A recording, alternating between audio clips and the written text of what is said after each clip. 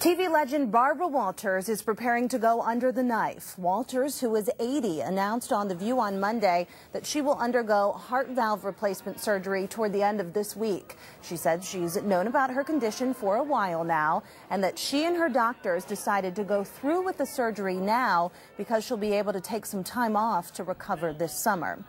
So what exactly does this surgery entail, and what will the road to recovery look like for Walters? Here to give us a little more insight is Dr. Raymond Singer, a cardiac surgeon at Lehigh Valley Hospital. Dr. Singer, good morning. Good morning, Eve. Thanks so much for joining us on such a busy day. I know you're headed into the OR right after this, right? That's correct. So thanks for joining us. How common is this heart valve replacement procedure, Dr. Singer? Well, Eve, it's very common. Matter of fact, today I'll be performing two aortic valve surgeries identical to Barbara Walters. This week I'll perform approximately 6 operations like hers.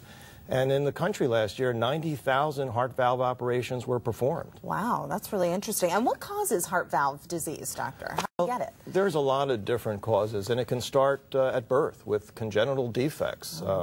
And also connective tissue disorders like Marfan's disease. The gold medalist Michael Phelps, the swimmer, has Marfan's disease. That can cause valve. And the most common thing we see today is what we call degenerative disease, like Barbara Walters has. It's part of the aging process, and quite frankly, we don't really understand why some patients' valves wear out while others don't. So how do you know if you need the heart valve replacement surgery, Dr. Singer? I mean, are there certain signs or symptoms that one should look out for? Well, unfortunately, sometimes there are no symptoms. Okay. Interestingly, though, if you really talk to the patients, they'll often tell you that they felt tired, that they don't seem to be able to exercise as much. But then, in more advanced disease, you can have a lot of symptoms such as shortness of breath or congestive heart failure, chest pain, and even sometimes patients can black out. The best thing is to make sure you get a yearly physical exam with your family doctor. Okay, good advice. And I know you were kind enough to bring in some models this morning. Can you explain in dummy terms, if you don't mind, kind of what's involved in this procedure? Is it a complicated procedure?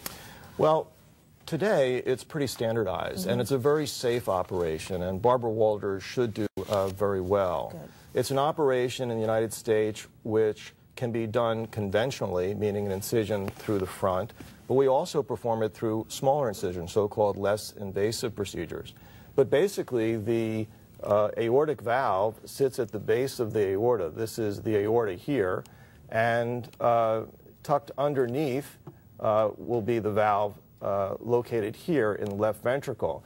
I like to think of the aortic valve as the window to the body from the heart. The blood must pass from the left ventricle out through the aorta. We'll make an incision in the aorta, take out the valve, and replace the valve with a prosthetic valve, such as this one here today.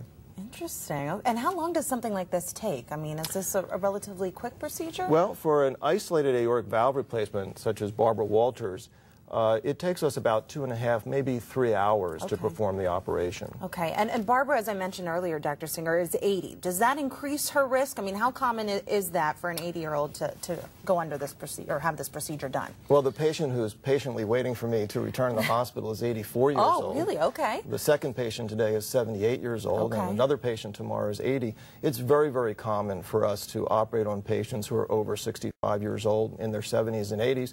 In fact, in early June, I'm operating on a patient who's 90 years old, and he'll be the third 90-year-old patient that I've operated on. So it is very common, and patients do very well, and I suspect Barbara Walters will do very well.